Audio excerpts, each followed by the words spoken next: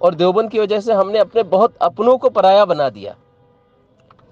آج اگر دیوبند پیچھے لوٹ جائے اور ایسی بلا دلیل بات دیوبند سے آتی رہے تو ہم تو شریعت کی روشنی میں ہمارا موقف قائم کریں گے، اور ہم کسی کو نہیں دیکھیں گے، نہ باپ کو دیکھیں گے، نہ دادا کو دیکھیں گے، نہ استاد کو دیکھیں گے، نہ پیر کو دیکھیں گے۔ السلام علیکم ورحمۃ اللہ وبرکاتہ۔ مولانا خیریت ہوں گے؟ میں بنگلہ دیش سے نور الاسلام بول رہا ہوں۔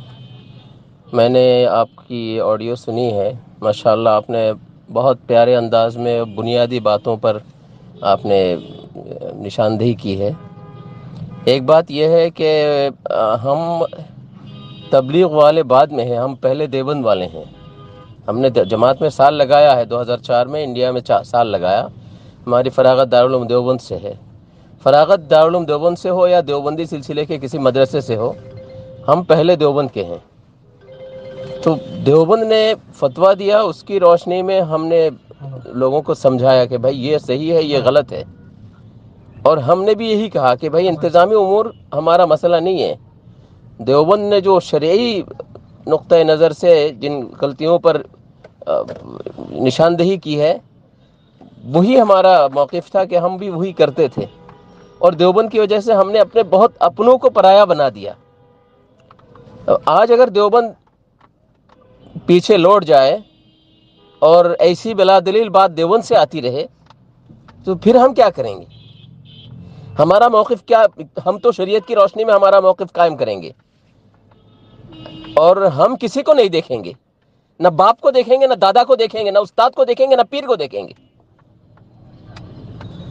ہم تو شریعت کی روشنی، دیوبند نے ہماری آنکھیں کھول دی ہے، دیوبند نے ہماری آنکھوں کو بینائی دی ہے، تو ہم اسی آنکھوں سے ہم کالے گورے کا فرق کرنا جانتے ہیں، ہم سانپ اور رسی میں فرق کرنا جانتے ہیں، تو ہم تو اپنا فرق کر کے بتائیں گے۔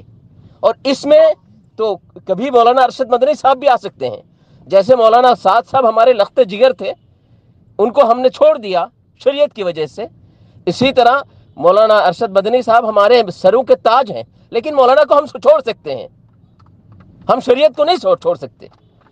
سعد صاحب کی اتنی تحریفات کے باوجود، اتنی گستاخی اور بے ادبیوں کے باوجود، کس بنیاد پر سعد صاحب کی تائید کی جا رہی ہے؟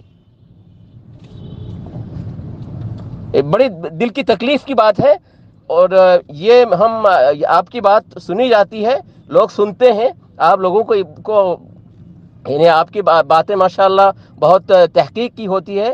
ہم آپ سے یہ بھی درخواست کرتے ہیں کہ دیوبند تک یہ باتیں پہنچائیں کہ سارے دیوبندی آپ کے مخالف بن جائیں گے۔